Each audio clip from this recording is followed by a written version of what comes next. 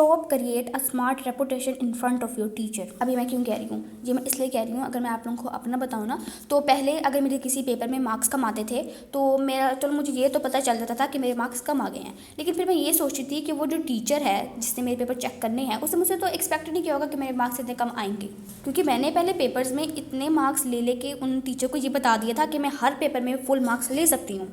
जितना आप उस वक्त फील कर रहे होते ना, उतना उस टीचर को फील नहीं हो रहा होता कि मेरे इस एक टॉपर बच्चे के मार्क्स कम आ गए हैं। तो इस चीज़ की परवाह करना छोड़ दो कि टीचर के सामने आपकी रैपो क्या हो रहा है। अपना हमेशा बेस्ट देना चाहिए, अपना बेस्ट दो हमेशा, और जहाँ तक आप खुद कर सकते हो ना खुद करो।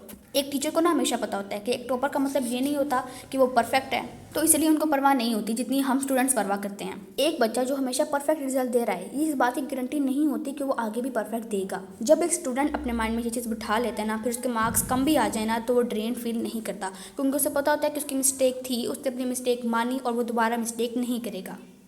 स्टूडेंट की मार्कशीट पे जो मार्क्स लिखे होते हैं ना, वो उसकी नॉलेज की बेस पे आते हैं कि वो अपने स्कूल से क्या कितना नॉलेज ले रहा है। लिटरली अगर मैं अपनी क्लास में हूँ ना, अगर किसी मेरी क्लास की फेलो के कम मार्क्स आ गए हैं तो वो इस पर इसलिए रो रही होगी कि आपके मार्क्स नहीं आए। उनको ये बात समझ नहीं आती कि आपके जो मार्कशीट पे मार्क्स लिखे हुए हैं ना, वो आपकी नॉलेज की बेस पे है कि आपको कितना नॉलेज है। आपने नॉलेज लेना है, ठीक है ना, कि मार्क्स की रेस में आगे जाना है।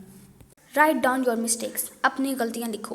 ये इतनी पावरफुल चीज़ है ना कि दोबारा आपकी वही मिस्टेक कभी नहीं होगी। जब आप अपनी मिस्टेक्स लिखते हो ना, तो आपको पता चल जाता है कि ये वो गलतियाँ हैं, वो मिस्टेक्स हैं जो मैंने की हैं और ये भी दोबारा कभी नहीं होंगी।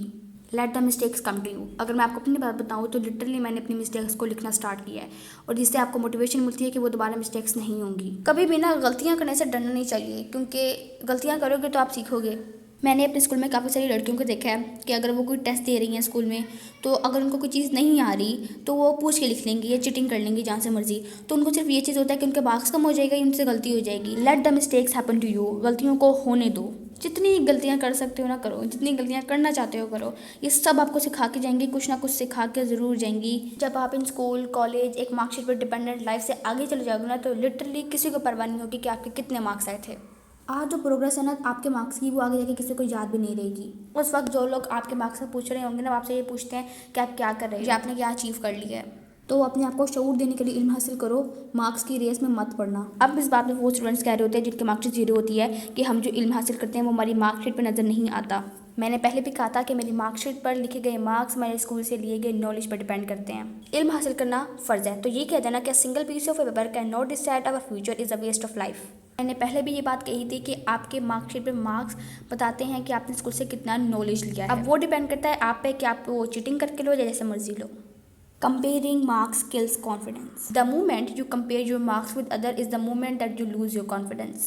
हर किसी का अपने एक पेस, अपना एक बैकग्राउंड, अपना एक प्रेशर, अपनी एक स्ट्रेंथ होती है। बाज़ दफ़ा ऐसा होता है कि टीचर्स खुद स्टूडेंट्स को फोर्स कर रहे होते हैं कि वो अपने आप को कंपेयर करें दूसरे बच्चों से। मैंने अपने स्कूल में काफ़ी सारे टीचर्स को ऐसे देखा है जो क्लास में बच्चों कह रहे होते हैं कि उसके मार्क्स देखो, उसके मार्क्स देखो, और अपने तुम देखो।